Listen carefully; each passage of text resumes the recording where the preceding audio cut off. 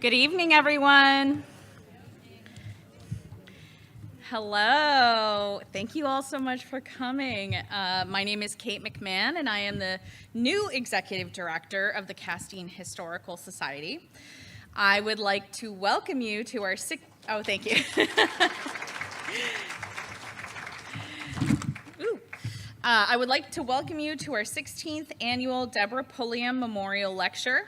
As many of you know, Deborah Pulliam, who passed away in 2007, was a major benefactor to many of the organizations in town, including the Witherley Memorial Library, the Unitarian Universalist Church, and of course, the Castine Historical Society. We are forever grateful for her generosity, which transformed the Historical Society into the organization that it is today. Tonight's lecture is both in person and online via our YouTube channel, so thank you to those who are listening to us from afar. This event is also being recorded and will be available on our website within a week or so.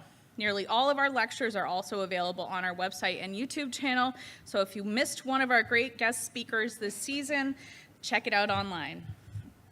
We have several programs remaining in our 2025 season, including our annual meeting on August 21st at 4 o'clock at the Castine Inn on Main Street.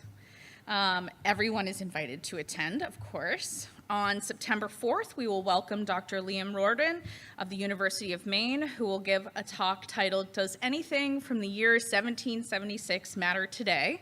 which will explore the enduring legacy and impact of 1776, which is sure to be interesting, given that we are almost at the semi-quincentennial.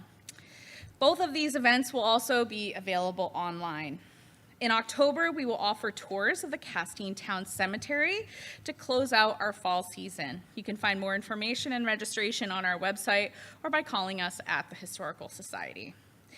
We will be closing our popular exhibit, A History of Castine in 40 Objects, at the end of our season in October, so if you haven't had a chance to check it out, please visit us at the Abbott School.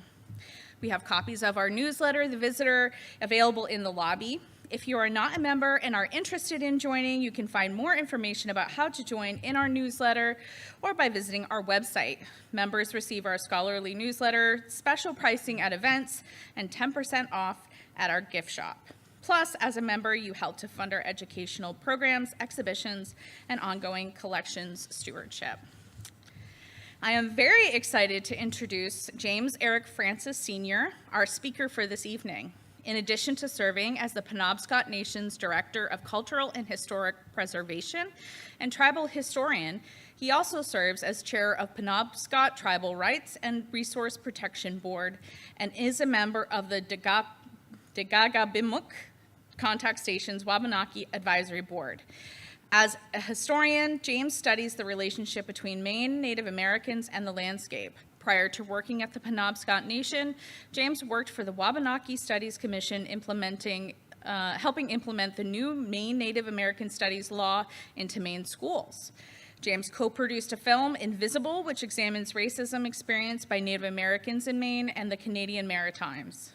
James is the co-chair of the Abbey Museum's Board of Trustees and co-director of Local Contexts, an initiative to support Native, First Nations, Aboriginal, and Indigenous communities in the management of their intellectual property and cultural heritage. James also serves on the UMaine Hudson's Museum's Advisory Board. James is a historical researcher, photographer, filmmaker, painter, and graphics artist. Please help me welcome James Eric Francis Sr.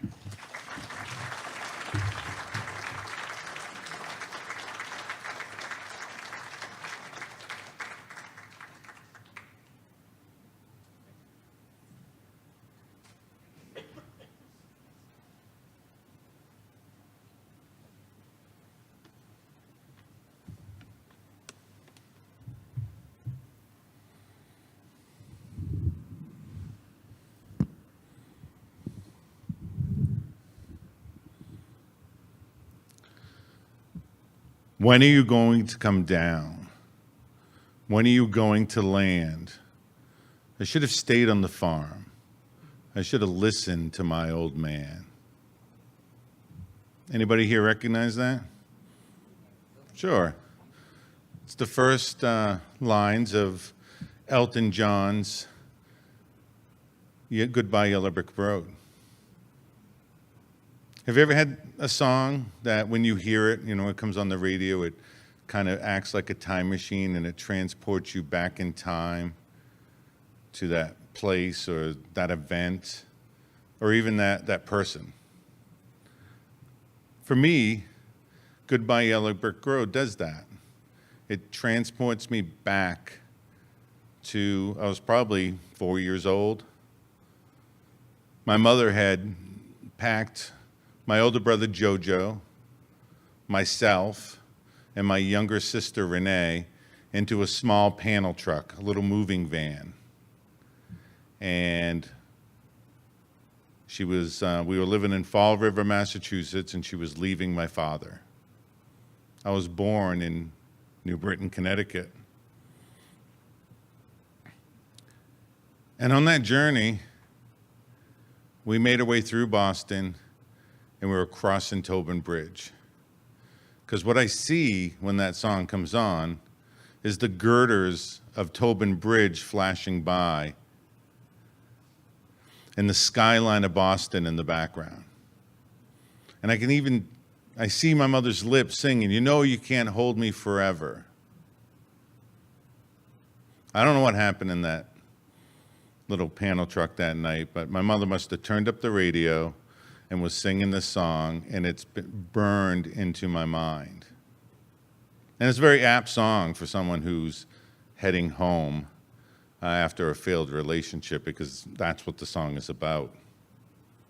So it all landed there on that bridge.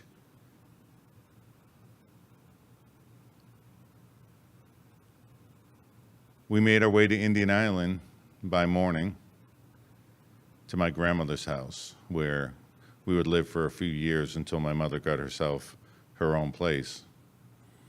So I was raised by my grandmother and a single mom. My mom was going back to Indian Island. Now, there's a little bit of irony to this opening story because, as we were making our way to the Penobscot Indian Reservation near Old Town, my mother had packed us into a little panel truck, and the company that owned the panel truck was Mayflower Moving Company. So just a little bit of irony. So I grew up. My grandmother's house was here on Oak Hill, and then later we moved up in here. Actually, right there. This is my mom. Her name is Cheryl. And she asked me to change it. There's 2 pictures in this series. And the other one, that cigarette she's got in her hand is sticking straight out of her mouth. She's like, please change that. You can see my grandmother peeking around the corner down here in the car.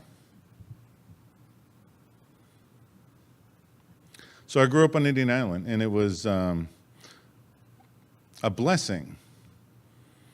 And I'm reminded every time I hear that song, Goodbye Yellow Brick Road, of what type of blessing it is. And, that song really means something to me. I won't even download it. I won't buy the record. I've never done it. I just let the song come to me as it does. And it represents the first time I ever went home.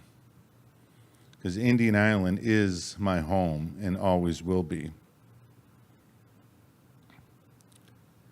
So I went to Old Town High School. I ran track.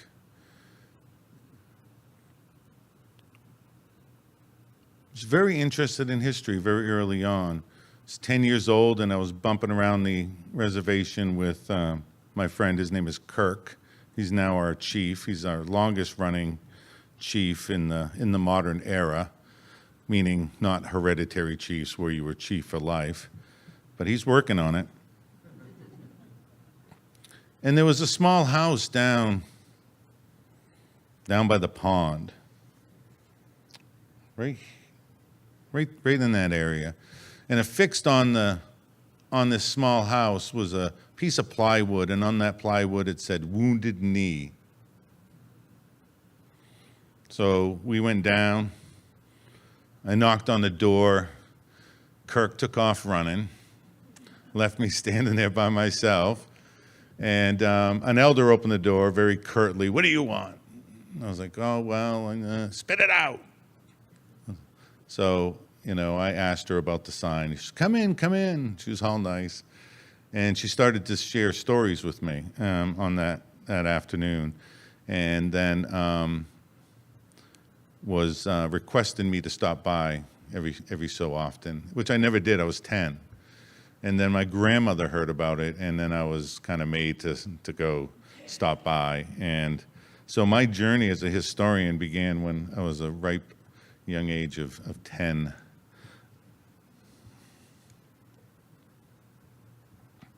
In high school, I used to even stop by and bring in wood, and she taught me history and language and a whole lot of gossip that was going on in the community.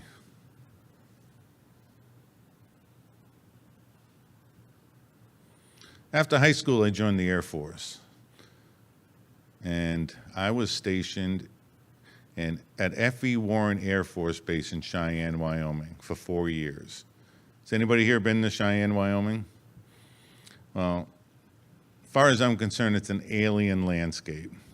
So, see, Cheyenne is 6,400 and some odd feet above sea level, so the whole town is higher than any place in Maine by a good 1,000+ feet.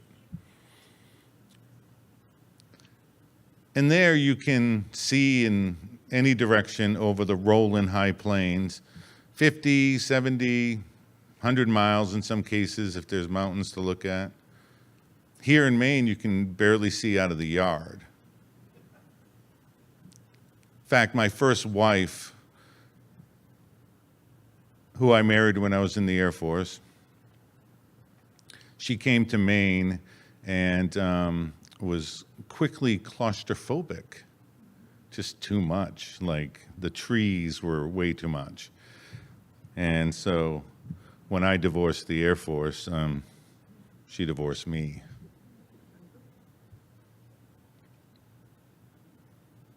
I was really homesick when I was in Cheyenne.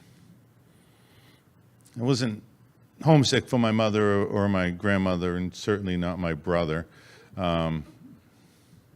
but for the landscape. About 3.5 years in of a 4-year term, Uncle Sam starts to send you correspondence asking me, am I going to re-enlist? Am I going to give another 4 years? Well, in October, had to make a decision by April, and in October, my grandmother got sick, and I came home, see her in the hospital.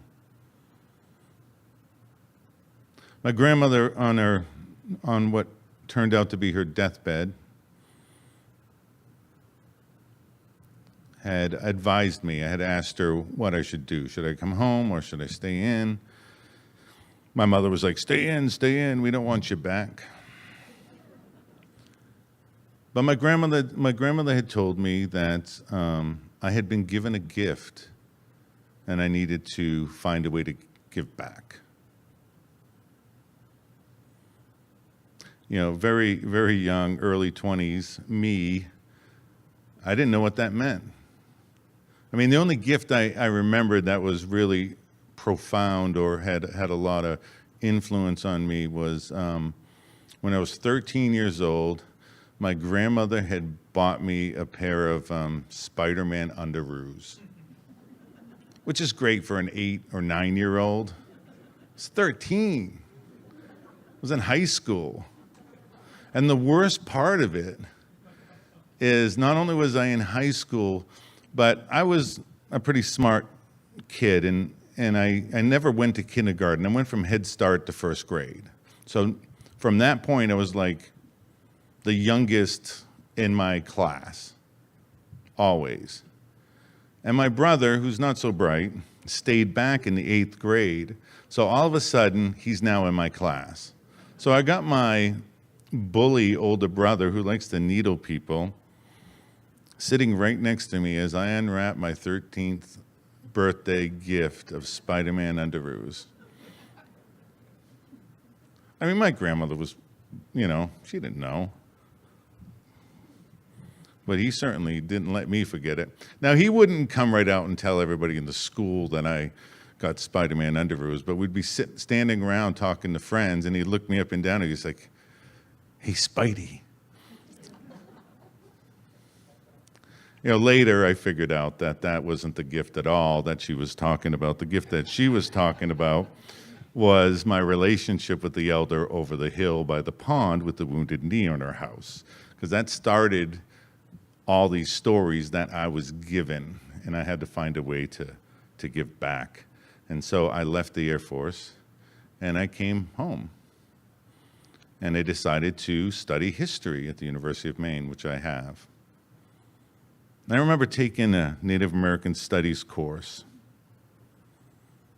We were learning about the Trail of Tears, the forcible removal of the Cherokee Nation from their homeland to some, we'll call it an alien landscape. And as I was walking across the campus of the University of Maine, which is probably 2.5 miles from where I grew up, by way of a crow flies,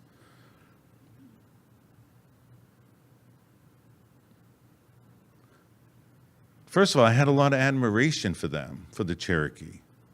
A lot of admiration. How did they survive there in that new landscape, that alien landscape? The old landscape, they had generation upon generation of knowledge. They knew where the fresh water was. How did they know those red berries that they found are edible in the new place? How did they know where the best water was? They didn't. They had to start all over. And as I was thinking about this, walking across the campus of the University of Maine, Penobscot people, my people, have never been forcibly removed. We're still in the heart of our homeland. It changed my life. It changed how I view the world, how I see the landscape, what I read, what I study. Walked back down the hill, went and saw my advisor and changed all my courses for the next semester. Studied Maine geology, Maine geography, even Maine literature. I wanted everything I could get a hold of. I remember reading Henry David Thoreau's The Maine Woods. Now, growing up on Indian Island, Maine Woods was like, From a Penobscot perspective, dude was a racist. And they're like, yeah, you see, page 6. Always talking about page 6. Sure enough, page 6 of the Maine Woods, and Maine Woods is 3 individual stories or chapters that were previously published in journals or whatever, and then compiled together as the Maine Woods. And the first one is called Katahdin. And on page 6, he goes to Old Town from Bangor and is on the ferry across from Indian Island, and he describes Indian Island. First, the houses were all backside and woodshed, and that's, we're all a rage with politic now. Oh, the church, that's Rome's doing. So really negative. But I would much rather see a row of wigwam and someone being tortured at the stake than this. It's like, wow. Yeah. First glance, absolutely. Page 6, racist. But then I started to really think about who Henry David Thoreau was and where he was from. Grew up in Concord, Mass. This was a kid who walked the trails between the towns with his eyes to the ground. If Farmer Brown was tilling his field in the fall, Henry David Thoreau would be there in the spring to harvest what he called the dragon's teeth, the arrowheads, the relics, the implements that were coming up out of the ground. The Peabody Harvard Museum at Harvard has an extensive collection of Thoreau's lithics, arrowheads, and stone tools. So when I think about this son of a pencil maker from Concord, look into the ground for relics, what did he come to Maine for? He was looking for relics in people. When he came to Indian Island, sure, he was disappointed. He wasn't disappointed in the squalor. He was disappointed in what he perceived as assimilation. He even says, this will do to put forth to their history. That is the history of their extinction. He was here to find the noble savage. What he found was, a few guides that ended up teaching him quite a bit.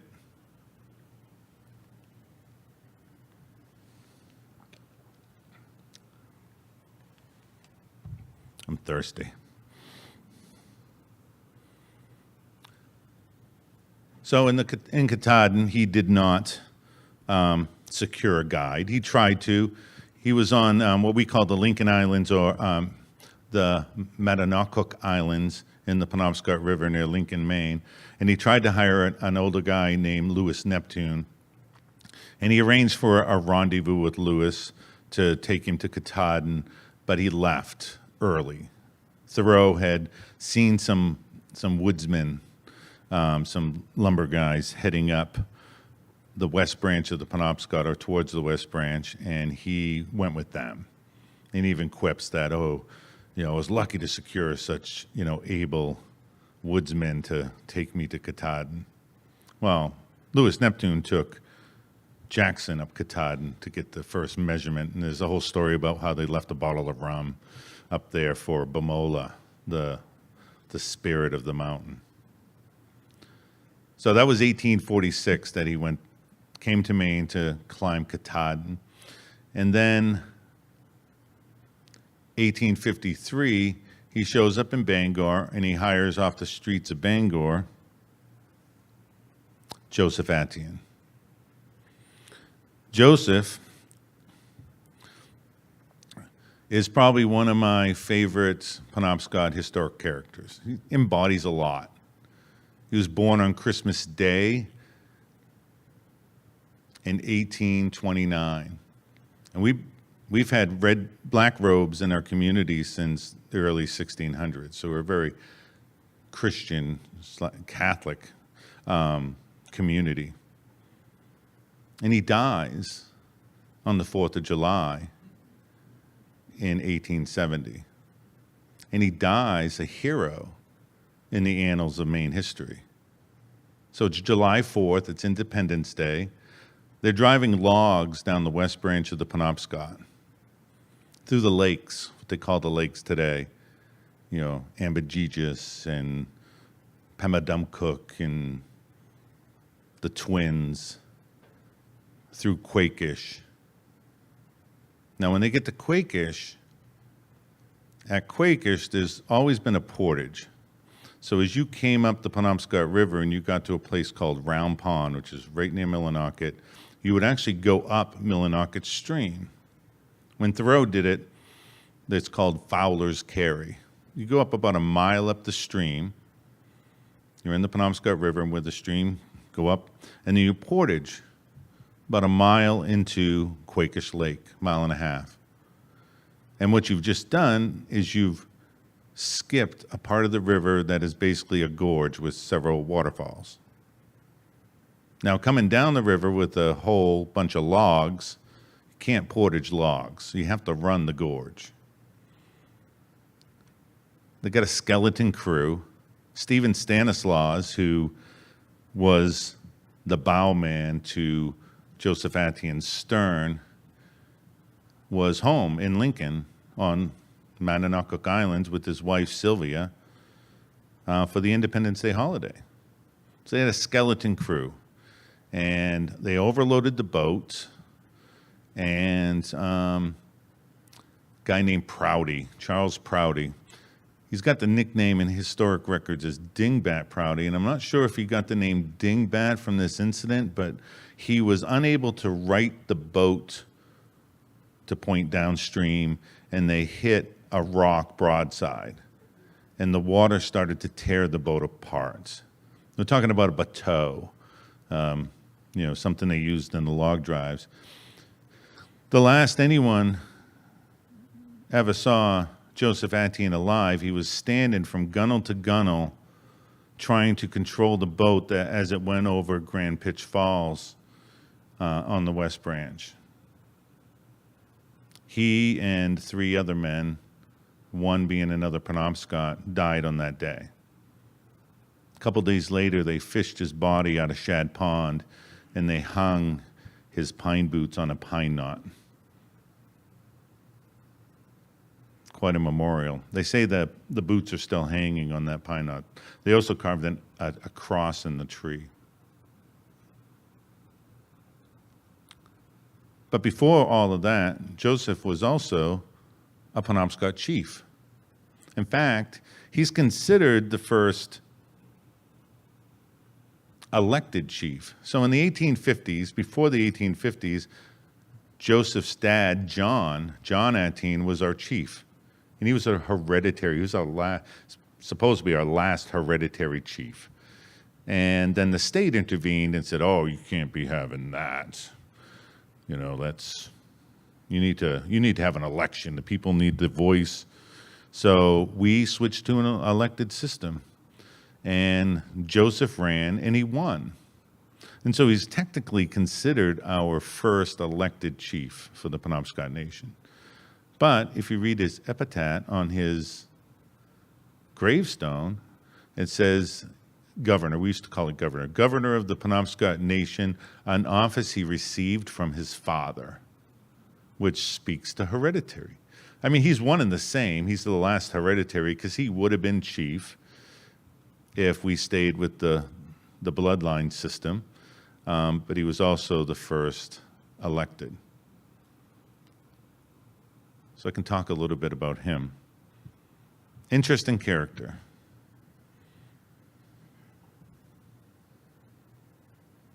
The other guide, 1857, Thoreau's longest trip.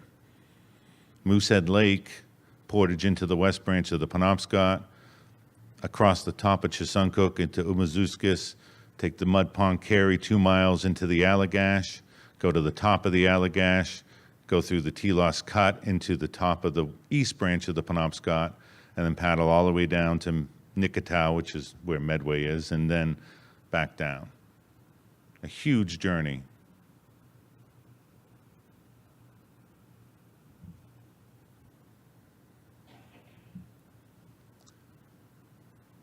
And Thoreau, a couple of funny things happened like that the last hours of the trip. First of all, Polis decides within a couple of miles of Indian Island to teach Thoreau how to paddle. First of all, he's gone on this whole journey. And if you've ever paddled with someone who's like a rookie at paddling, it's better just to not let them paddle. But this other thing happens, and Thoreau writes, as we drew near Old Town Island, I asked Polis if he was not glad to get home again. But there's no relenting to his wildness. And he said, it makes no difference to me where I am. Such is the Indian's pretense always. Polis always had these really short answers. But what this says to me, it makes no difference to me, meant that he was always at home. This huge journey that took him 13 days, he was always at home. He had a profound influence on Thoreau.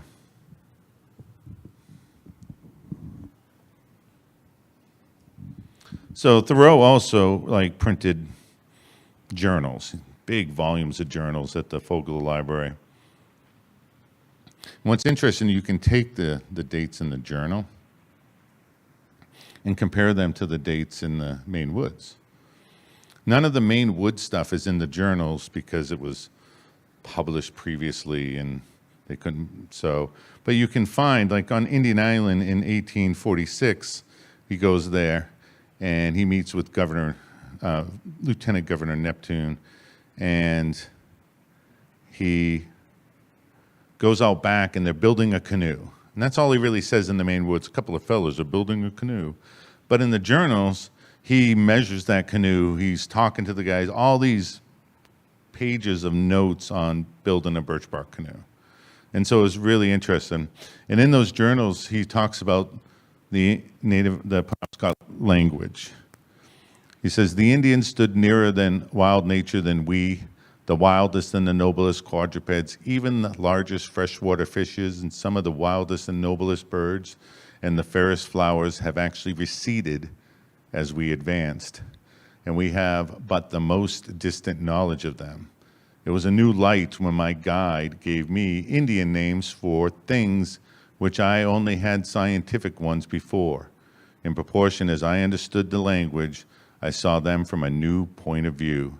A dictionary of the English language reveals another and a wholly new life to us.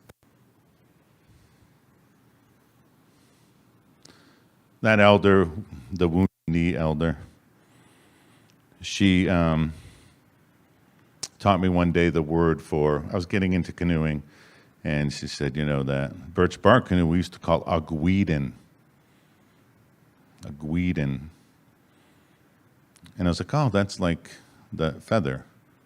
So guidon means to float lightly. You know, like in Forrest Gump, that feather that kind of floats around, that would be a guidon, something that floats light. So it tells you something about the craft. So we talk about seeing a wholly new life.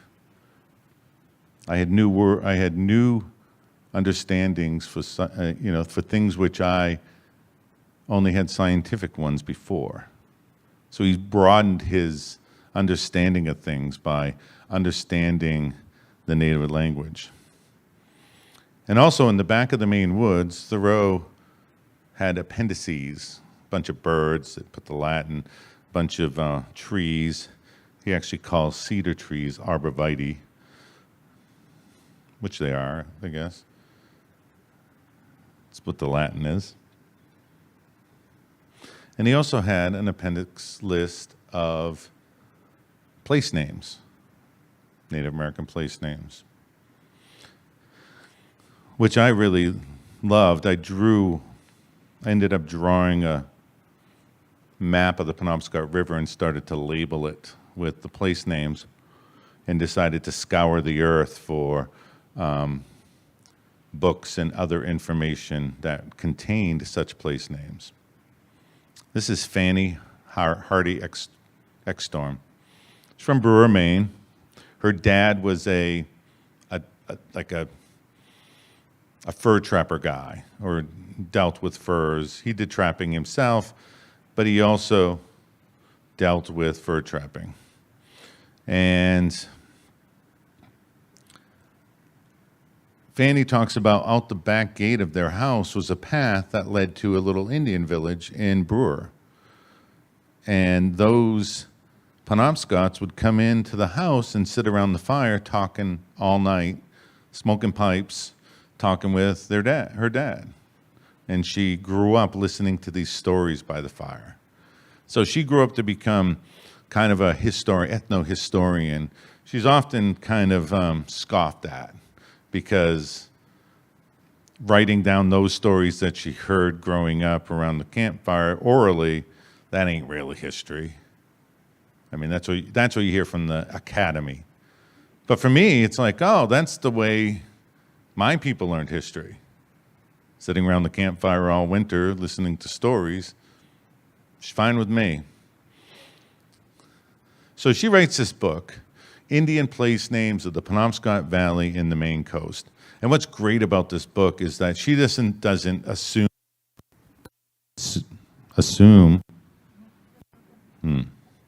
She doesn't just assume what the words mean. She just puts the history down. This person called it this person called it this, and in 1829 they called it this, and puts the whole research for you right there. It's a great book, great resource. But in the last paragraph of the introduction, she wrote, "The day is past when our Indian names were the butt of foolish laughter, to be distorted, mutilated, displaced by trivial appellations. All Indian place names had a local pertinency. In recovering the meaning in the correct form of these names, we enlarge our horizons and make home a more romantic place to live in. These old names are the colored curtains which hang beside the windows through which we look back into the beginnings of human living here. For ages upon ages, countless human beings have lived and toiled and suffered here. And we have left only these names." Wow. I don't agree with that last part.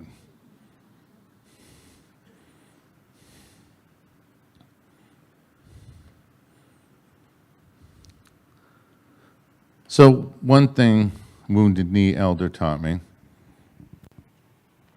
that it was very important that if you were going to study culture or history within the tribe, that you had to understand the language. I mean, it's that whole new point of view that Thoreau was talking about. And if you wanted to understand the language, you also had to understand the culture. So there's this kind of cyclical back and forth. And she had told me that you will get to a point in language where it can be predictable. That language, we don't even know we can do it, but it becomes predictable. Do you guys want to play a game? All right. So it involves math. So if you got to get your calculators out. All right, just keep it all to yourself. I want you to think of a number between 2 and 9. Lock it in. Now multiply. Here we go. Multiply that number by 9. Got it? You should have a 2-digit number. Add those 2 digits together, okay? And subtract 5. Now, you should have a number. Now, each number has a corresponding letter. A is with 1, B 2, C 3, D 4, E 5, all the way to Z 26. So take your number, and now you've got a letter that goes with it. With that letter, I want you to think of a country that begins with that letter. With the last letter of that country, think of an animal. And with the last letter of that animal, think of a color. So you should have 3 things. Now, I want a show of hands. How many people have orange kangaroos from Denmark?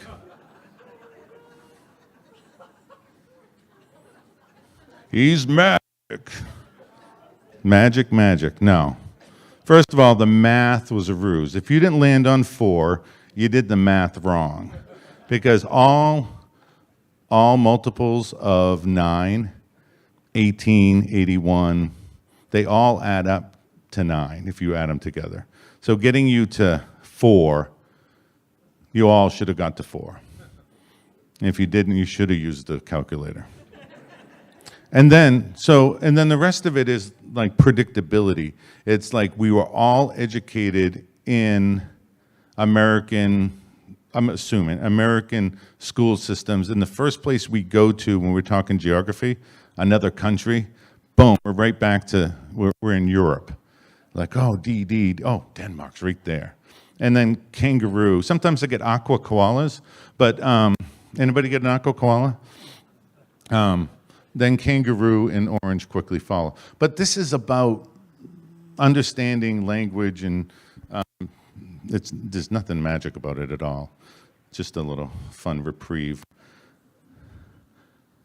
let's get back to, but think about that as we understand a language that you can get to a point where you have a true understanding of culture and how that culture acts and behaves. So when I was going to grad school, I was really like kind of creeping away from history.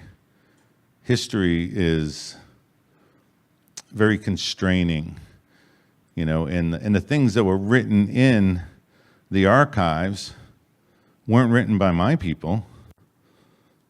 Sometimes they were written about my people, but even that stuff was pretty biased and racist sometimes.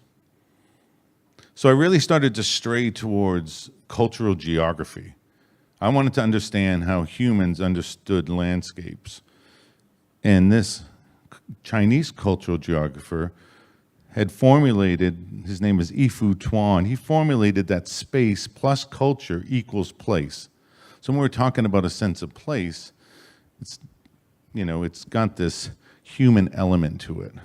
So if you took a space like the Penobscot River Valley and we inserted Maine, American, Western science culture to it, we're going to start talking about the Penobscot River and maybe, you know, early explorers that went up to Bangor, or, you know, the log drive days. You know, Bangor was the lumber capital of the world in the 1850s.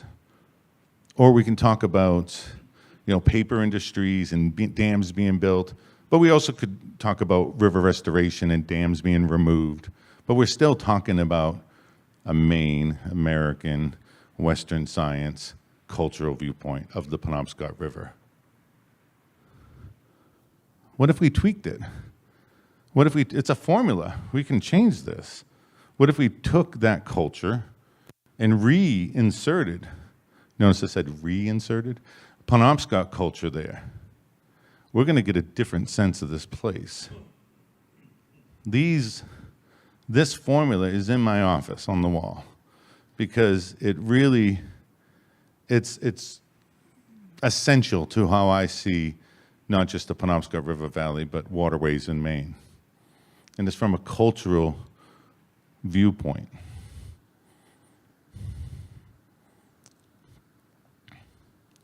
This is how we spell Katahdin in our language. Katahdin is a Penobscot word. Does anybody know what Katahdin means? Anybody? It's not Holy Mountain. Greatest mountain. Right? Does that make sense? Yeah, why does it make sense? It's the biggest where? It's the biggest in Maine. Yeah. So a geopolitical boundary that was drawn in before 1820. So a geopolitical line that was drawn in the 1860s, actually, because of the border war. This is going to die. The border wars. This name is older than that. Plus, Mount Washington is taller, just across the border into, is this one? Yeah. Just across the border in New Hampshire, taller. But you as someone who's on the land, say that we're a Native American group and we're walking through or paddling and we see Katahdin. And a few weeks later, we see Mount Washington. Are we going to know which one's taller? No, it's not until Louis Neptune took Jackson to the top of Katahdin that we really knew how tall it was. But it's called Greatest Mountain. Why? Certainly has nothing to do with how tall it is. Guarantee that.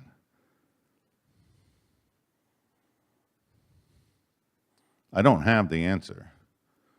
All I know is, well, one, that we have an oral tradition. Gluskop was our cultural hero, and he went and taught us how to live on the landscape and transform the animals and did all these great things. But when he was done with his teachings, he left, got in his canoe, and he went north in the Penobscot River, and Katahdin is his lodge. They say he's in there today making arrowheads for a war yet to be fought. Does that make it great? I don't know. I know when I took this photograph, I knew it was great. I could feel it. If you've ever stood there and looked at Katahdin, you've felt it. You can't get your eyes from it. I don't know what that is. There's places on this planet that have that energy. This is one of them. And it's completely in the middle of the Penobscot watershed. The East Branch goes to the east and to the north of it, and the West Branch goes to the south and to the west of it, embracing the mountain. So the waters that flow from the slopes of this sacred mountain weave through the landscape and create the islands in the Penobscot River. Those islands are, all of them, are our reservation land today.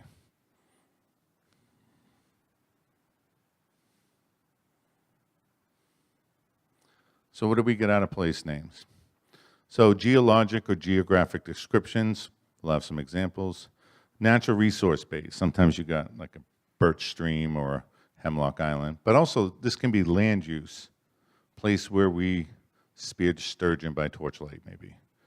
So you get a very specific activity at a place. And sometimes they're in our oral traditions. One thing you have to understand about our culture, remember I talked about language and culture, is that we were seasonal. We had the seasonal round here. So in the summertime, we were on the coast. Plenty of shellfish. Everybody in this room, if we were all part of a tribe, we could all hang out together in the same place in the summertime because there's plenty of shellfish. And we're all having oysters tonight. Oyster bake at my place. Wigwam over there. But we all have we get clams left over, right? Put them over there. Sure, put them over there. Year after year after year after, just put it over there. And you create this great heap, this shell heap. Now, if at some point, say I have, my buckskin trousers on, and a dog chews them up so bad I can't wear them anymore, and I have to make some new buckskin trousers. If I throw those away, and by the way, I had the Spider-Man underoos on under my buckskin trousers. If I threw them away in the shell, thousands of years later, archaeologists are pulling them out of the shells. If I would have threw them on the ground, they would have disintegrated into nothing. Shell heap contains calcium carbonate, preservative, that organic material, the buckskin, and they look at those buckskin trousers, and they're like, oh, they used deer skin to make clothes. And look, are those canine teeth marks? They had dogs. So, summertime on the coast because it's glorious. You all know that. Come the fall, though, different story. Come the fall, we're going to move inland. Kinship groups, I'll get into that a little bit. And then we would winter over in the same place that we hunted and gathered in the fall. And then make our way to fishing places in the rivers when the fish were running. This is a map from Frank Speck, who wrote Penobscot Man, and it outlines all these numbers are different family groups and where their traditional hunting territories were. We're getting up into the Allagash now, all the way up into the St. John even. That's St. John. The whole watershed and beyond watershed. Vast area. And you think about this, we're traveling this every year, at least there and back, because you can't miss the summer on the coast. We're going. There's too many mosquitoes in here, right? And this is one of our official tribal seals. Shows a family, a mother and a father, and then the maternal grandparents and a child. But also, all of these different animal symbols are our clan symbols. So when we're looking at lobsters here, we also have lobsters here. So number 1 is lobsters. Number 2 is the bear. So these are our clan system. And we have stories, different stories about how each of these were formed.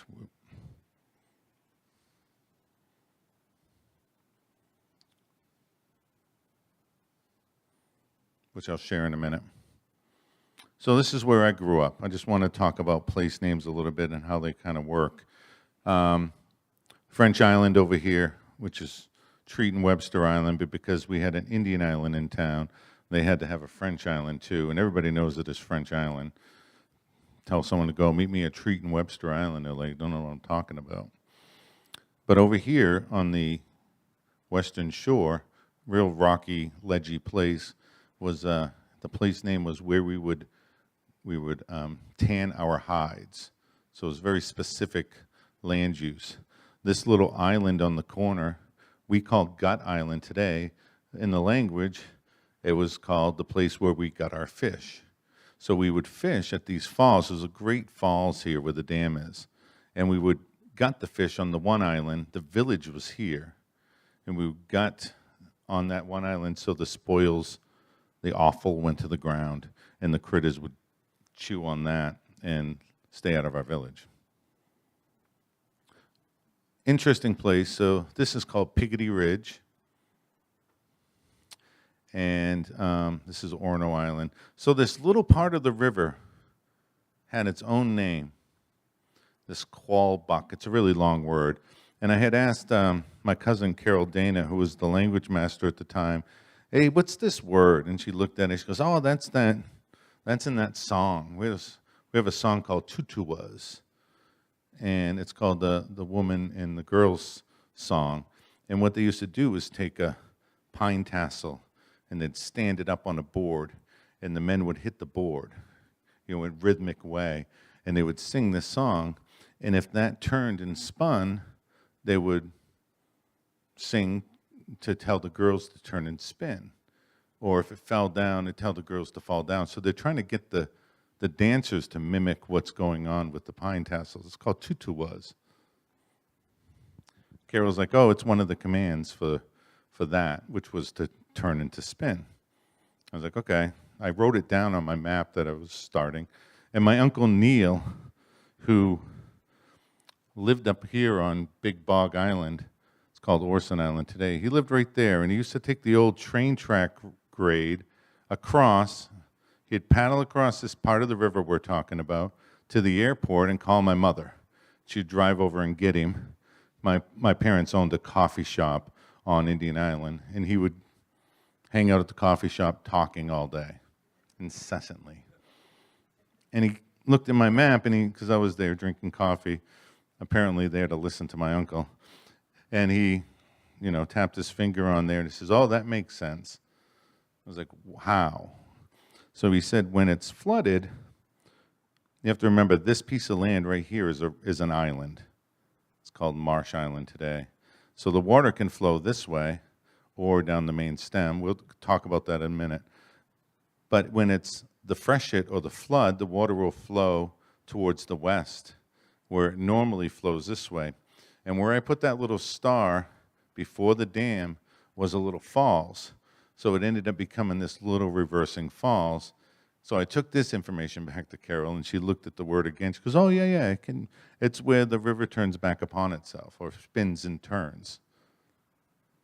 So the reason why I point this out is because just finding a place name in a book is not going to, it'll do a lot, but it's not the be-all, end-all. Field work, being out on the landscape and experiencing place is way more important. Big Bog Island does not have a big bog in it. Fanny Hart Erickstone talks about place names in the Penobscot River make more sense from an upriver perspective, someone traveling upriver. So at the sloping ledge, you see the sloping ledge. Big Bog Island does not have a bog. Why are we calling it Big Bog Island? And I always wondered, I was like, boy, did the bog disappear? I wondered. Now, there's really marshy lands over here. That's not a bog. That is not a bog. That's a different word in our language for this area, but it's not a bog. And then I realized this place name here, Birch Stream, goes up into the biggest bog in the state of Maine, the Elton Bog. How would you even know that bog is there if you're traveling upriver? You'd miss the whole thing unless there was an island at the mouth of the stream that gets you to that bog called Big Bog Island. So you really have to think out of the side the box that just because an island's called Big Bog Island doesn't necessarily mean that it has to be a big bog. Oh, I was warned if I pushed a button it would black out. This is our language and what it looks like. This is, real quick, Indian Island, that's Big Bog Island. Kachi Mugawagamenahan, Big Bog Island. And you can see the Qualbuck word right here. Qualbuck, Awanosuk. Dotted lines being portages. Portage. This I got to update because I found out the portage is much easier there. Portage. We're going to talk about this portage. Stillwater. Maine has the Penobscot River has a funny little anomaly. This part from this stream that comes in 27 right here to right here is an entirely different river. Geological Survey of Maine calls that the Stillwater River. It's not. What happened in 1818, we signed a treaty, Penobscot Nation, with the Massachusetts, Commonwealth of Massachusetts, and we retained all the islands in the Penobscot River from Old Town Island north to Nicketow, to the Fork. And at both ends of this, there was controversy because does that include Nicketow Island, which is at the Fork? And what is Old Town Island? Now, the town of Old Town is on this island, C, the big one. But the people of the state of Maine said, oh, no, Old Town Island is B. All right? And so there was like some legal questions. And so what the state of Maine did was to rename this piece of this river as a separate river. And guess what? This ceases to be an island in the Penobscot River. What is on that island today? Well, the town of Orono, the town of Old Town.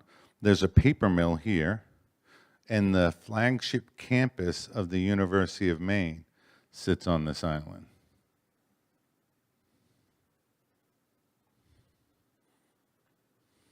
Slippery. It's actually called Slippery Ledge Island. Yeah, if you've ever paddled around it, you know it's more like slippery rocks on the shore. They're very slick.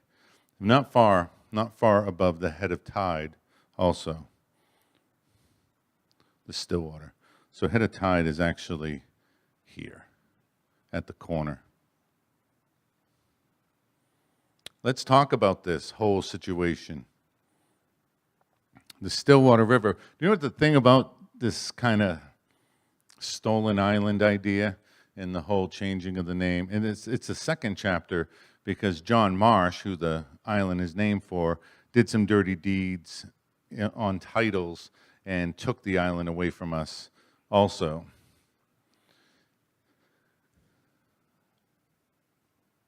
But the word Stillwater, it comes from our word for the part of the river. We called it the Stillwater or the dead water. And what's really weird, because, I told you Fanny Hardy talks about how it's from an upriver perspective. So you would think, standing here at Basin Mills and looking up that, it would be still, right? No. Raging torrents of water right here at the end of this branch of the river. And also right where the star is, raging torrents of water. As you normally get, when you get like a confluence like this, just downstream, you usually get a lot of like action. So it confused me why we were calling it Stillwater. And then I found this place name down here at the bottom where the river forms a channel. And when you're here in the water, you're paddling upriver, you see, hear, and feel the current from this falls. And this falls is quite technical. Like if you paddle down this, we have to paddle down about half of it because we've got a nice line, and I do some paddling, white water, and you get halfway through it, and you have to find an eddy so that you can laterally move to find a safe way down the rest of the way. It's a pretty technical piece that you have to negotiate. So, where the river forms a channel. Now, normally to go up something like this, we would use poling. We'd jump from eddy to eddy, standing up in our canoes, using a pole to climb up the falls. But it's slippery. The rocks are slippery, and it's really hard to do. So when we look here, where the river forms a channel, this is the first place beyond Verona Island where there's an island in the river. And so this channel, if you take this channel, it came to this place where we would portage across this peninsula called the Carrion Place to here. Now what we've just done is we've skipped this waterfalls and this one in one short little portage. This actually takes, you ever been to Pat's Pizza? It's like right about here in Orono, Pat's Pizza.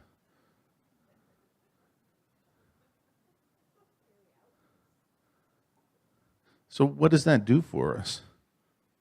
So we just portaged this. We went through here, we cut across here. Now, we went up to Stillwater. Here where this island is, I had the portage in the other picture over here, but I found out that it was easier than that. There's this big stone island in the middle of the river, and you would get out of your boat and carry your boat up over that rock, and then the falls are on either side of the rocks here. And you would be clear. Easy. In fact, in the language, this was called the place where there's an easy portage. Good. So we're heading upriver, went through the place where the easy portage, go up. There's a little squirreliness here where, of course, where the Pushar stream comes in. And then, oh, look, we're here. This falls here, Gut Island right there. So Great Falls right here, the ancient village site. Now, what if we went the other way?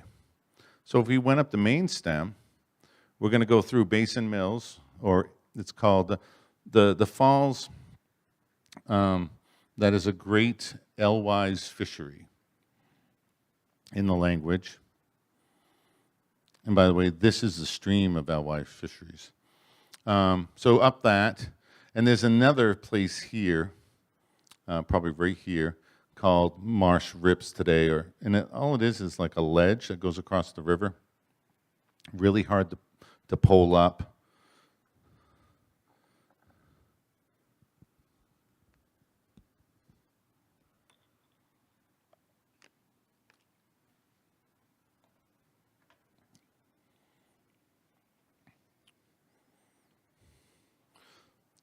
So hard to pole up. But we get to this place, and they removed the dam that was here. This is There's the paper mill that I was talking about, which set here. But this place in the language was Bad Falls at the site of a bad carry. So not any place that I want to be having to go up over. And then either side of French Island, there's shad rips on one side, which are pretty gnarly. And this channel here is barely canoeable, unless we have extreme water.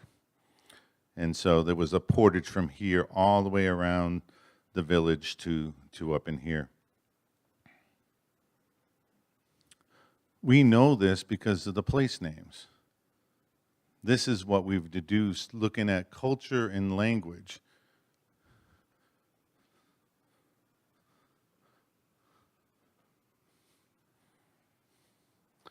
So this is above Indian Island, a little further upriver. You can see we have, this is Passadumkik or Bassadumkik. And this means above the gravel bar, the place that is above the gravel bar, because it's got a locative ending. Tick. Sometimes we see it as keg. You see keg on a word, Passadumkeg, Kanduskeg, Madukskeg. It just means at the place of whatever it is. In this case, it's at the place that's above the gravel bar. So again, another upriver perspective. And there's a gravel bar all the way down through here. These islands are pretty much gravel. All of these. Big gravel bar. Because this stream is going through eskers and moraines and other glacial features of sand and gravel. And the stream can carry sand and gravel easier because it's got a smaller cross-section than the river, because then it falls out in the form of a gravel bar. Science. But what does that mean for culture? Right? So we're talking about language and culture. So if you're telling me there's a gravel bar in the river, which we just paddled it yesterday, is super shallow, and we end up walking quite a bit of it. We're scraping our canoes on the bottom. To me, it's a perfect place to set up what we call an okwagees. Okwagees is a fish ladder. Stick sticks and get stones and make a zigzag pattern across the river and only allow the fish to go through prescribed places and get fed.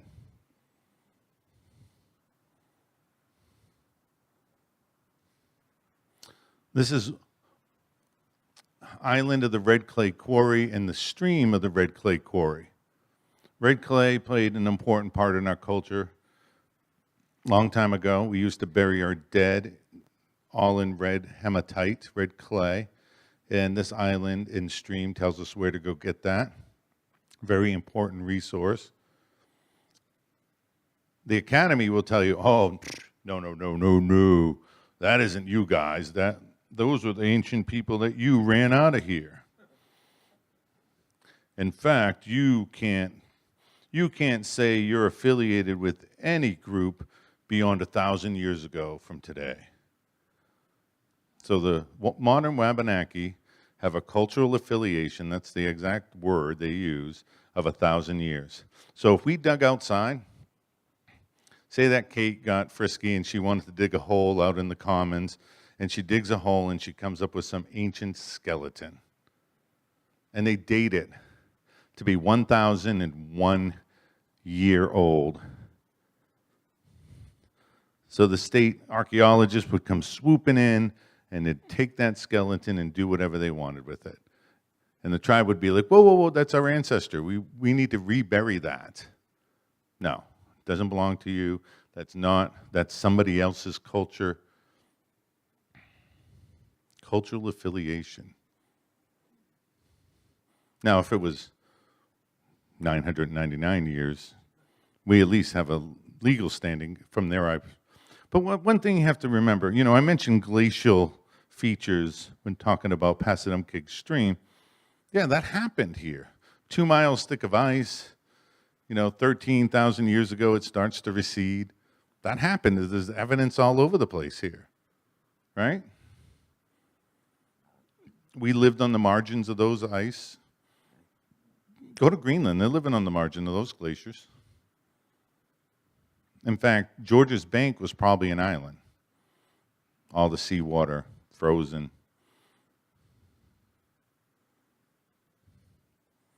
Then tundra showed up after the ice left. Then we had an inland sea that reached all the way almost to Mount Katahdin and up to Millinocket. We know that because you can dig. If I dug a hole in my yard, maybe I'll have Kate come and dig a hole in my yard too. But it would be 6 to 8 feet deep of clay, marine clay, Penobscot layer it's called. That's from an inland sea that went all the way up there. And then the forest changes. Then we get the braided rivers, lakes, ponds, streams that we see today. And the forest changed some more. And Wabanaki people lived here in concert with nature. So as that landscape evolved, as that landscape changed, if we wanted to survive, we were changing with it. Cultures evolve. And 13,000 years ago, that's fast. That's like really fast. If you look at like the timeline of the world history, 13,000 years is just a little blip. And this landscape has been changing.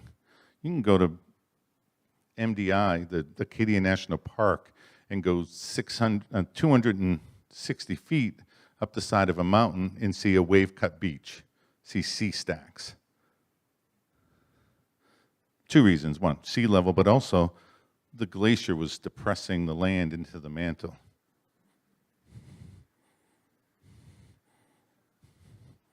This is Sugar Island. It's actually Sugar Plum Island. We call it Sugar Island today.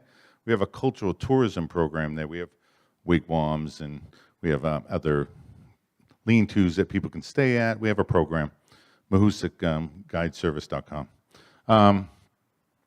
So this is called Sugar Plum Island, and it's named for the berry or the fruit of the serviceberry bush.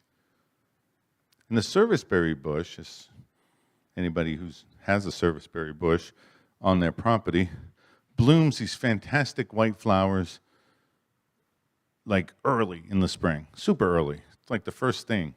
Like the rest of the forest is still kind of gray and dull, and then you got this bush that's got white flowers on it. Serviceberry bush has a nickname. It's called shad bush, right? People heard of shad bush. Same thing. Well, the reason why they call it shad bush is because when that's bloomed all white like that, it means the shad are going to run. And what a great thing for a Wabanaki person who just came out of the moon that provides a little food grudgingly. Just came out of winter. If you didn't stack up and save stuff in the fall, so seeing this beautiful white flowering tree, knowing that they were coming, the shad. So when it came time to design a logo for our cultural tourism program on Sugar Island, I chose a shad bush and shad because it's really what that place is about. And its proximity, it sits here at the bottom of all the gravel, right? And you see how it sits sideways? This island's a big ball of clay. It's crazy. I got a fake arm because of the clay. Peanut butter clay, and just slipped and shattered my arm many years ago. But it's situated here. In this part of the island, the western part, are all the serviceberry bushes, big white beacon as you're traveling the river to the fishing place. All of this. By the way, you can still see that wear in low water. You can still see parts of the zigzag. And this information comes from an 1820 map by Joseph Treat. It's at the Maine State Archives if anybody's interested. So we fish by weirs, spears, Blackman's Stream. That means plenty of alewives stream, or the Great Alewives Fishery Stream. But I want to talk about portages real quick. Portage or carry. In Hamden, Maine, this is Bangor right here. This is the Penobscot River coming up. There's a a stream called the Sloping Ledge, Sowadabscook. They have a canoe race there every year. The Sowadabscook flows up first 5 miles is pretty steep, and then it just meanders across the landscape. In fact, when you take 95 and you're heading into Bangor, you cross the Sowadabscook 3 times, like right away. Boom, boom, boom, before you get to the big, what we call Sawyer's Mountain, the big dump, and Dysart's truck stop. So if you paddle up the Sowadabscook through Herman Pond, and you continue all the way to Etna Pond, and you do a quick little 2.5-mile walk into Pleasant Lake, used to be called Stetson Pond, then you paddle out of that into Sebasticook Lake, because now we went from the Sowadabscook to the Sebasticook, right? And that takes you all the way down to Fort Halifax on the Kennebec River. So what we just did was go from the Penobscot River to the Kennebec River, which is over here, without having to go to the ocean, which you don't want to do in a canoe. 90-mile paddle.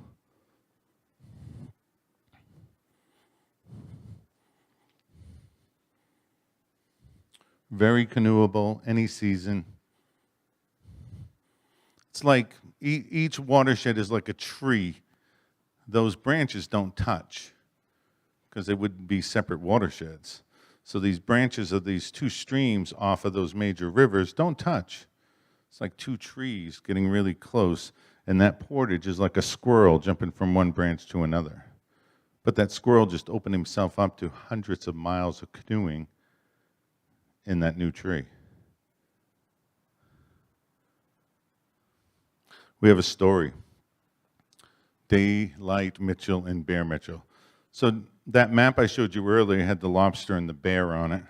So we have 2 Mitchell families. We have the Bear Mitchells, and then we have the older family. We call them Chigwitties. It means daylight. Chigwitties. In fact, my friend Ryan Mitchell I call him Chigwitties all the time. In fact, that's one of his great-great-grandfathers, Chief Daylight, Charlie Daylight. Had a brother named Joe. Story has it that on a portage, they lost a child, a very young child. A 3-year-old was lost on the portage. Couldn't find the child. Combed the forest, went back and forth, distraught, trying to find the child, and gave up. Child didn't die. According to the story, that child was raised by bears.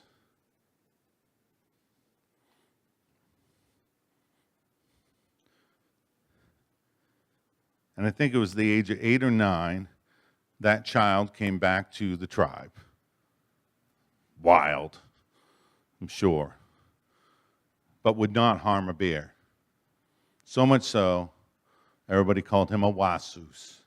A wasus means, it's what we call a bear. He stands up like a man, a wasus. In fact, some say that the name is attributing to the story that I'm telling you. And what was really interesting, when I heard this story, I always knew the story. Then I was reading Frank Siebert. He was a linguist who worked on our language. His papers are at the American Philosophical Society in Philadelphia. We went down and took pictures of all his notebooks, and I have these PDFs that I read all the time just to see what he was garnering from the elders who was informing him. And he had a note, and it was, remember Joe Polis, one of Thoreau's guides? He was talking about his father. His name was John. And he said that John Polis, and he had a little note, little asterisk, and I looked down at where the asterisk was at the bottom, the note, it said, was said to be the young boy who was lost on a portage and raised by bears. So I had never been attributed somebody like within just a few generations was this person. And then I was I recollected something from the Maine woods.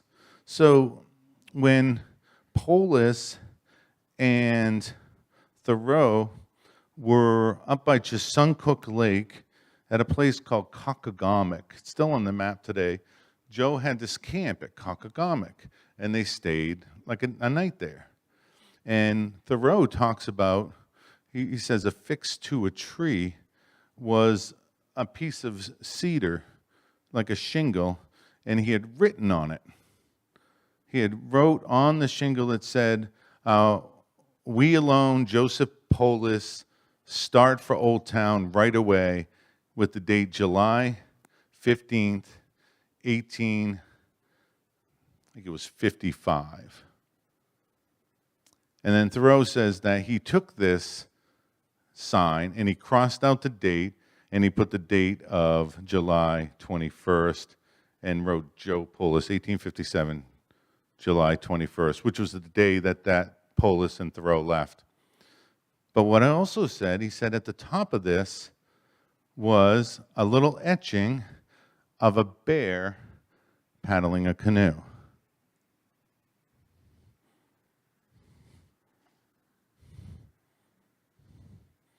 So across the bay, Belfast, Bassagassawakeg, everybody argues about how to pronounce it. I am the authority. It's on Bassagassawakeg. And it means where we speared sturgeon by torchlight. And there's also a very important place name there, which means darkly covered, forested place. But where we speared sturgeon by torchlight. So we're talking about a resource, sturgeon, and how to get it, all within the name. The hunks and the cooks. Keep telling my wife there's a joke here, and she keeps assuring me that, James, there is not a joke here. These are endings to words. Hunk means not canoeable, and as I just demonstrated in Sawadab's Cook to Sebasticook, the cooks mean highly canoeable. So you can tell just by the name of something whether it's canoeable or not. Something interesting happens as you're traveling upriver also is that this is Bangor, and there's a falls in Bangor called Pemjadjawuk, and then a stream called Pemjadjawuk, and a wetlands called Pemjadjawuk. And guess what they put in the wetlands? A super Walmart. And so our Walmart wasn't big enough in Bangor, so they wanted to put a super one in. And my phone was ringing off the hooks because the people who like birds and like nature wanted to save Pemjadjawuk wetlands. So what does Pemjadjawuk mean? It's got to be sacred. What does it mean? I'm like, well, okay, Pemjadjawuk means, let's see, how do I explain this? So Pemjadjawuk's this idea, here in Bangor, if it's high tide, it's all just flat water, completely flat at high tide. And as the tide goes out, because this is tidal all the way to here. This head of tide is right here. So this is all tidal still. So at high tide, nothing. But as the tide goes out, then this waterfall shows up. That's Pemjadjawuk. That whole idea that this waterfall just appears. So I'm explaining that what Pemjadjawuk, no, I'm talking about the wetland. Well, it happens all over the place in the river. You got the falls, and right after the falls, the next stream takes on whatever's first. So the falls is first. That stream took the name of that. Conversely, Pockwawkamus Falls, which is here. This downriver from it, so if you're coming up the river through the Deadwater, you're going to get to the stream first. The stream goes through River Pond, Compass Pond. It flows from Pockwawkamus Pond. Flows down. Pockwawkamus is the root. It's the meaning of the word, the pond. It means shallow, muddy pond. So shallow, muddy pond stream, shallow, muddy pond deadwater, shallow, muddy pond falls. No description of those places whatsoever. Just use the one description you have in the area, and everything else takes the name. Same thing with Nesawatahunk. We just talked about the hunks and the cooks. Nesawatahunks is the island that flows between the mountains.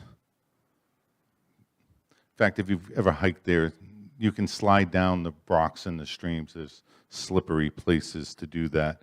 And the falls that are just upstream are the falls of the stream that flows between Katahdin and Double Top. So quickly, I'm going to finish with Glooscap and the Moose. It's a story that puts landscapes. Kate's doing this. She's like tapping her wrist. I think that means hurry up. Deflect. Glooscap and the Moose. I told you Glooscap was a cultural hero. He was teaching people how to hunt moose. So he gathered up his hunting party. They went tromping through the woods. They came to a large lake.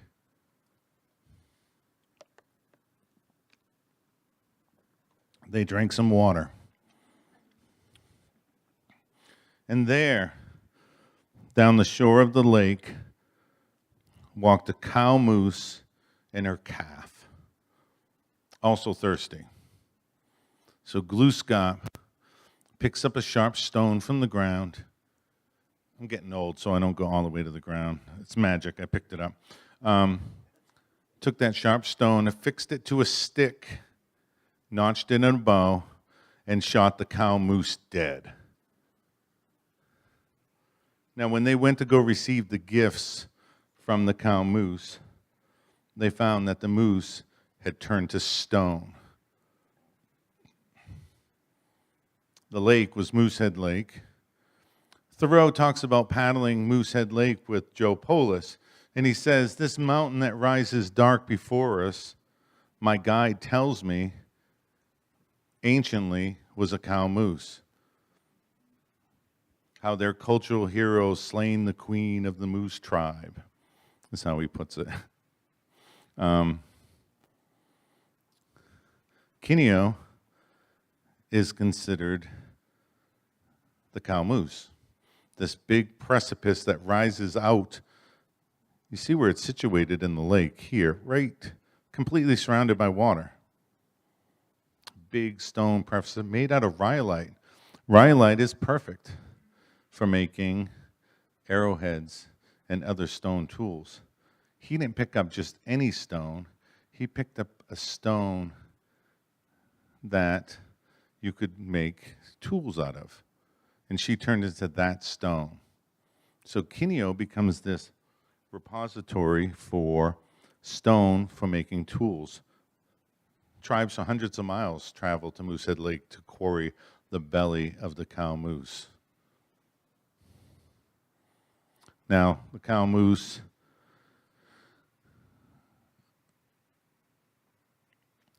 the cow moose is dead. The calf gets excited and knocks over a kettle that Glooscap was readying to cook the moose in, and it becomes what we know as Little Spencer Mountain today, or called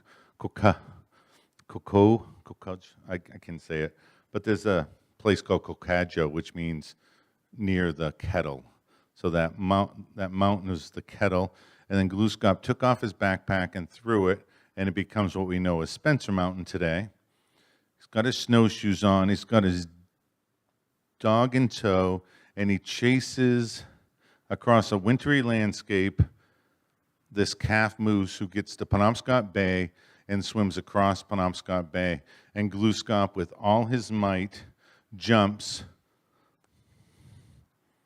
from the darkly forested place over the bay and lands here in Castine and Dice Head with such force that his snowshoes made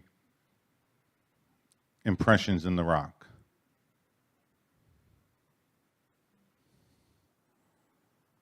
It's there, by such a great, fantastic act, that he gets the upper hand from the moose and kills it and Cape Rosier becomes the moose's rump.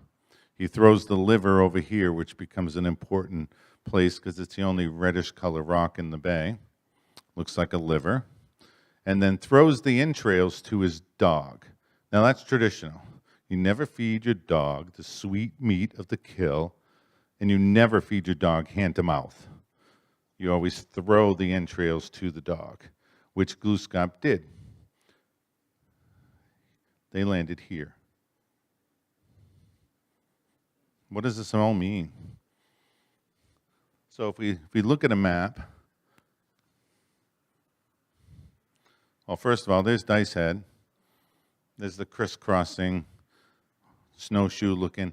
Now people are like, oh, well, that, I thought you took geology in Maine. That's like an occlusion or intrusion or something. That's, quartzite in granite and blah, blah, blah. This came first. But I know that, but I also know that the story. And they say, well, what do you believe? Well, let me tell you, the first time I went there, and I went down past the lighthouse, down over the stairs, when I got there was no doubt in my mind this was the right place. And that's the point, that it's a landmark that's undeniable. Didn't matter how it was formed. The entrails is a big chunk of quartzite. Moose liver, which, cue the Eagles. James is coming to town. So here we are. Here's Castine. There's Dice Head. There's the moose entrails, the moose rump, the moose liver. All these circles are portages. This is the way we would have traveled through here, through Walker's Pond, into the Bagaduce, to here. All of these, you don't see this blind cove unless you're near the liver. This, you can see this, I saw it from 12 miles away, this white dot on the shore of the island, which is like 100, 200 feet away from the portage across the island. It's a beacon. These are all travel things.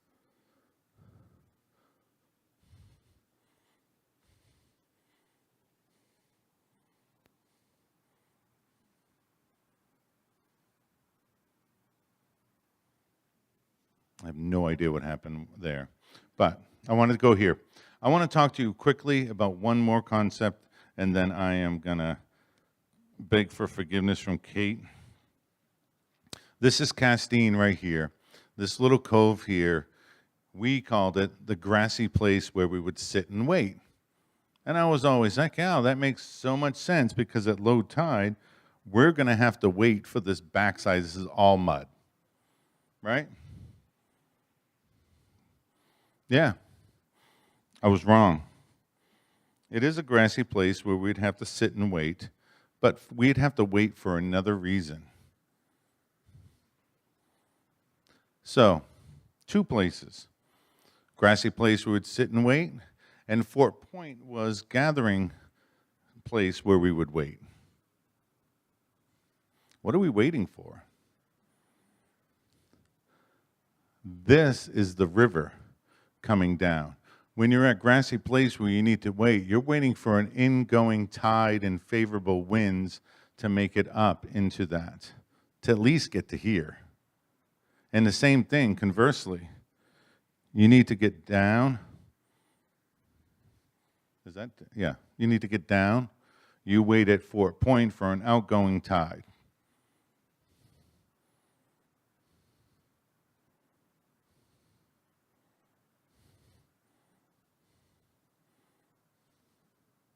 Do you see this bend in the river? The Bagaduce? You know the Emmanuel and Esther Island were not always islands. I mean, they're not always islands now.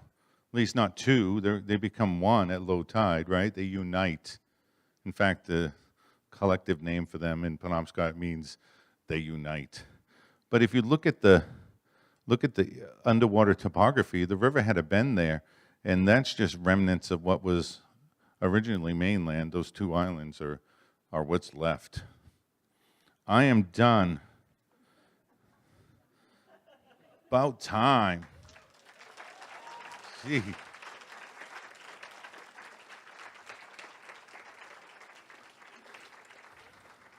She's going to try to pass a microphone around, but but it's not working. I can do the Phil Donahue thing, where I can just walk around the room and then have, remember Phil Donahue?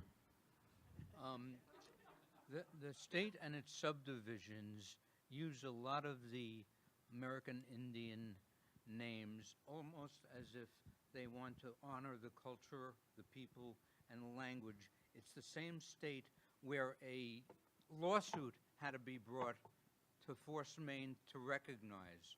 I find that, do you find that as a dichotomy? Yeah, of course. He's saying that, there's a lot of place names that purport to honor the native cultures here in Maine, but when it comes down to brass tacks, are they truly honoring?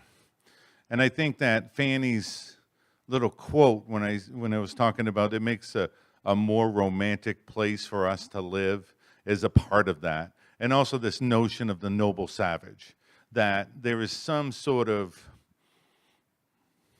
an American ethos around the pure Indian, the pure red man, the untarnished, by white culture. And so that the place names, the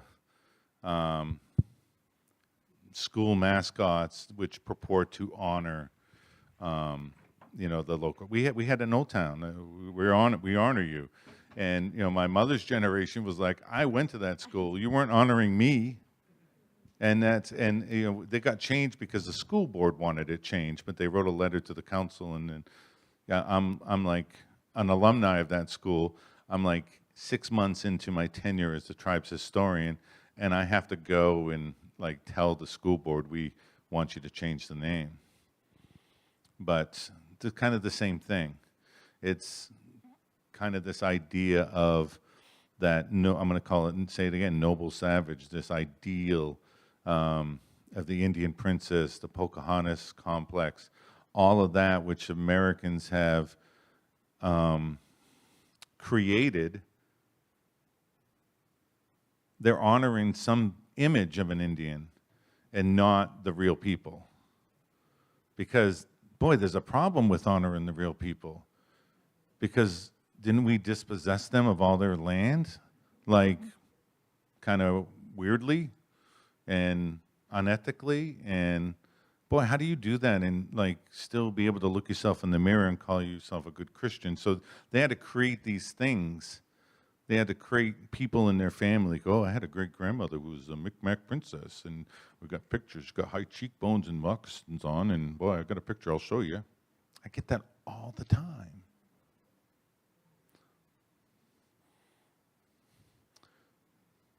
Does anybody have any questions about place names? And I'm not an encyclopedia on place names, so I'll try my best. Let me see if this is working. It is. Oh, it Julia. is. Look at you, Kate. Do you have your authority version of where Bagadoos or Majabigwadoos comes from? Yeah, it has something to do with the Many Roots River. So the Bagadoos, there's many portages out of the Bagadoos. And that's what I understand. The Meji means big or many. Meji. That's what I understand it to be. And I knew I should have studied up on this. It's funny, that river, I was studying the river, the geology of it to rename Esther and Emmanuel as a collective Native American name. And we were building a canoe up in Patton. We called it the Obodumpkin canoe. Obodumpkin is a sea serpent, a creature in both Passamaquoddy and Penobscot cultures. And in our story, we end up, Glooskap kills Obodumpkin with the help of May, the pileated woodpecker. She tells him where he needs to slay Obodumpkin. Had to shoot him right in the tail. And so she was pointing to it. But the Passamaquoddy said, no, he's still out there. And actually he's trying to get back inland. And so he he will shoot inland and in a serpentine kind of way, creating like these estuaries. That's where you get all of this on the shore. And I realized that the Bagaduce River really isn't even really a river. It's this big estuary. It's this kind of I almost called those islands Obaldumpkin Islands. I was this close, but I have to tell this whole story to explain it. So, yeah. We have time for one more question. Does anybody else have something I want to ask? Hi. Why don't you wait for this so everybody can hear? I really enjoyed your lecture so much. And I've been coming to Castine since I was born, which I won't tell you about that.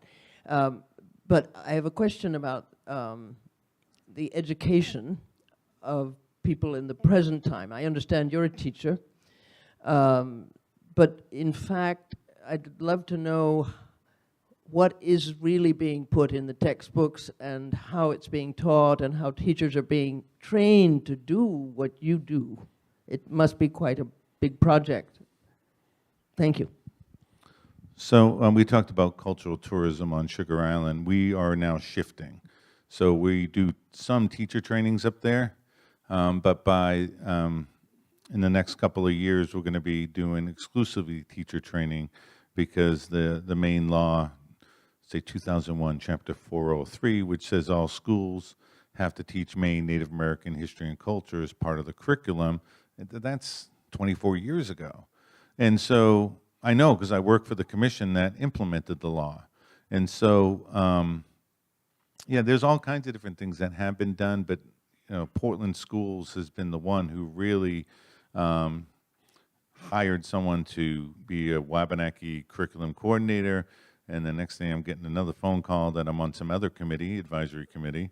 And then for the last 7 years, they brought just about every teacher from the Portland schools to Sugar Island for a 4-day cultural immersion, learning about how to teach this. And so all that's kind of going on, and it's kind of the model that we're working from. So there are things that are happening. At the state level, it needs to happen. The state hired Bree Lola. She's a Penobscot, and she's heading up, so ramming the halls in Augusta, making sure that there's funds for professional development around this and whatnot. So a lot of that's going on. And before I close, I just want to tell one story. The first time I came to Castine to do a talk was probably 20-something years ago. And is there a women's or a men's club house like over? It's a big mansion. I think it was a men's club. The Manor.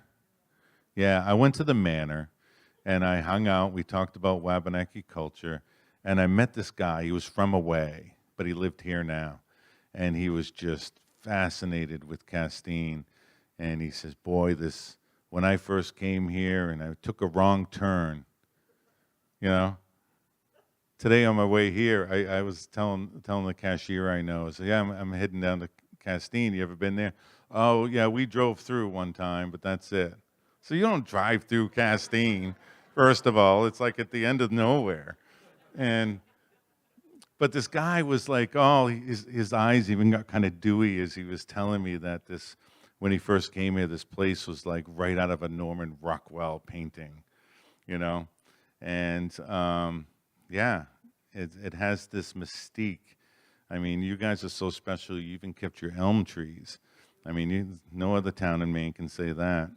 But I want to thank you all for having me here today, and this was fun. Thank you.